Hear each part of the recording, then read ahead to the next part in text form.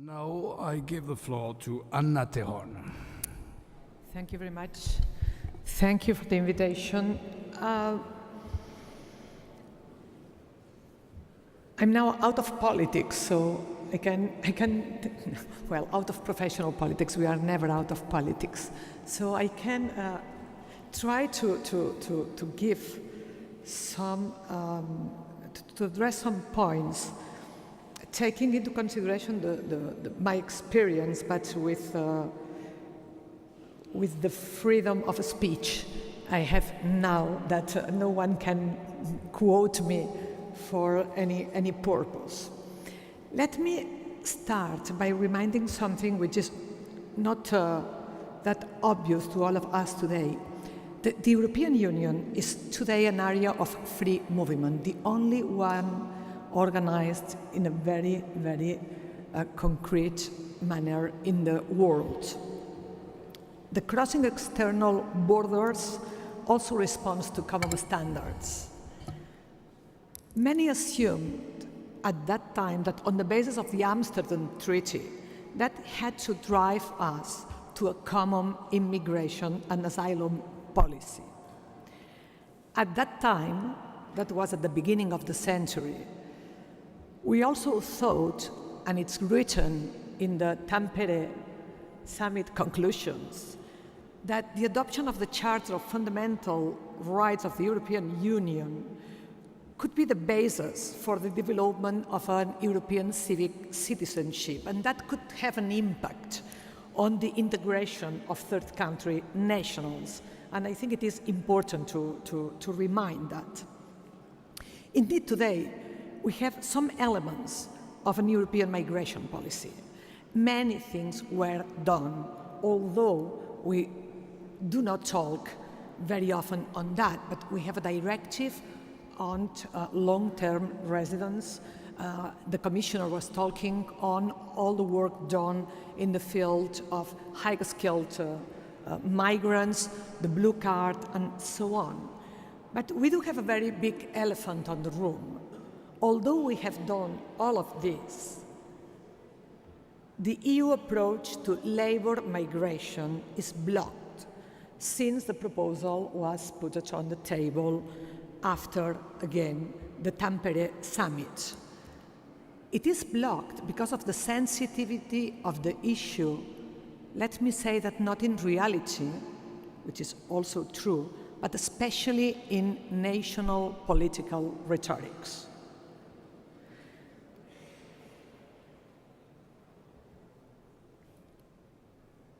In the meantime, since that moment at the beginning of the century and today, migration patterns have changed a lot, along with social and economic changes of the last year in Europe and in the world, and along all changes that globalization have driven us to.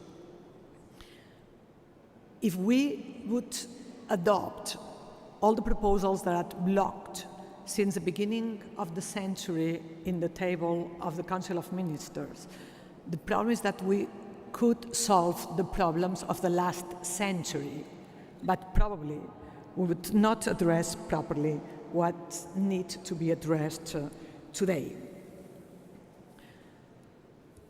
Today, our economies compete globally for talented people. Our companies call for open-minded people with international skills. By the way, let me say that what we call second, third, and fourth generation of migrants are international skilled people within our society, and by the way. But this economic world who's internationally oriented and who's looking around to try to find all they need for competitivity are also looking for the cheaper possible labor force to bring them into our internal market. So at the end of the day, we have an economic world which is internationally oriented, which is finding for all the elements I have mentioned in order to have a competitive economy in the global world, while societies and political leaders are looking inward and trying to keep a certain European model, which I think it deserves to be protected. The terms of the discussion of migration policy today is how to make compatible the rising needs of high mobility of our economic system and the high demands of mobility of a globalized world with a proper and appropriate management of migration. And this drives us to answer the question on why don't we leave that to the markets? Why don't we leave the markets address the question of how managing migration? And I go again to my point, because we do have in Europe one of the strongest protection systems of the planet. And we have national labor market systems and national welfare states. So we have to make compatible the existing of an almost illimitable amount of people all over the world who wants to get into the EU at any price with the protection of this European system. At this very moment, we are doing it at national level, but we do have to do so from the European Union institutions and involve all authorities from local to regional with legislative or not capacities to national in order to protect that and to explain to the world what kind of exercise are we doing by managing migration. That means by preventing everybody to get into that system. That's very important, and we really do need a migration policy, which is something very different from a security policy. Border control is security policy. Security policy, I'm absolutely in favor, but enforcing migration legislation is a part of the security policy, as enforcing trade legislation or enforcing health protection legislation is part of the security policy, and all those elements of a security policy take place from time to time in our border control system, but this is far of being a migration policy. Migration policy is something different, is how to protect our system, how to manage integration, how to make our business sector and our economy competitive, and how manage mobility in this globalized world. At the same time, we are doing that. And our immigration policy should be oriented towards integration. We have to take into consideration how access to labor markets or life in family have a very serious impact on integration, and have a migration policy which is from the very beginning oriented to integrate new citizens.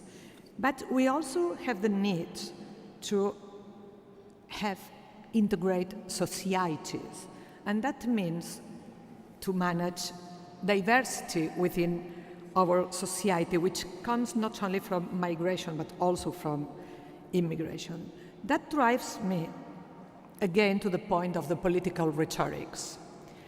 How can we develop a real migration policy, and how can we work towards integration if migration is today part of our fears, and fears are confirmed by political and public leaders? Let me remember the words of a good friend of us, Astrid Thors, who was at that time, after being a colleague in the European Parliament, a migration minister in Finland. He said to us in the informal Council of Integration under the Spanish presidency that she was able to give to us the names of all medias and politicians who have been very aggressively against European Constitution and against European Finland integration into European Union, and that those was exactly the same who were at that very moment very aggressive against migration and against migration policies. I let you think why, but I do think that this is a very interesting point.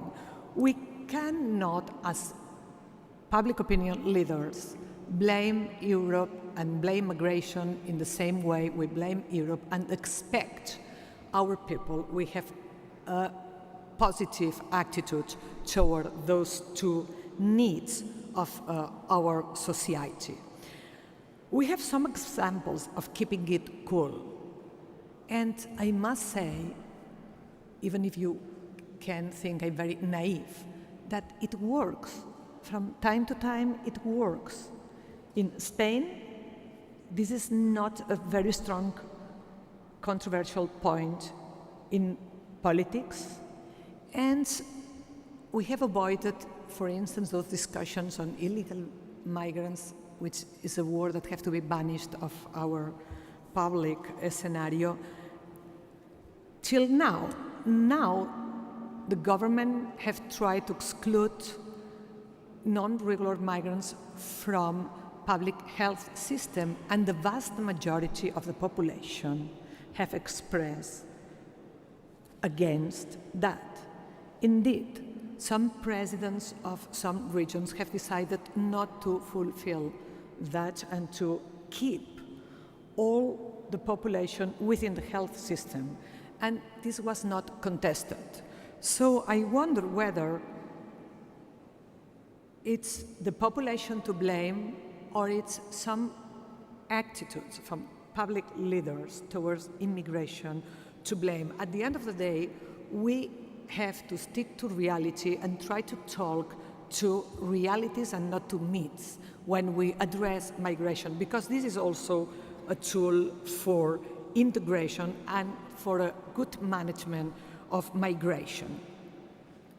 We need to create an EU model for labor migration and for migration management, and narrative. It's going to be important in that. I do think that we cannot keep discussing on immigrants' integration while the whole agenda of immigration, on the one hand, is overwhelmed by mobility in the global world, and on the other hand, today we have an inherent, diverse and plural society. We are not only a migration society, but we are a plural and diverse society.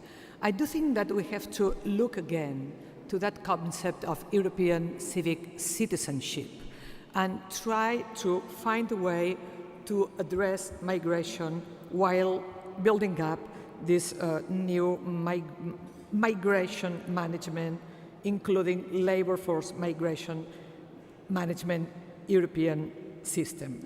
Europe is about differences. Someone today in this table mentioned the very compelling narrative of the European Union founding. It was about differences, it was about managing those differences, and we do still need to do so within the European Union, with our neighbors, because the way we talk on migration is the way we talk on people coming from our neighborhood and coming from an interconnected world, and they are listening to us when we are talking on them and on their people living in EU. And it's about managing differences within our society. Thank you.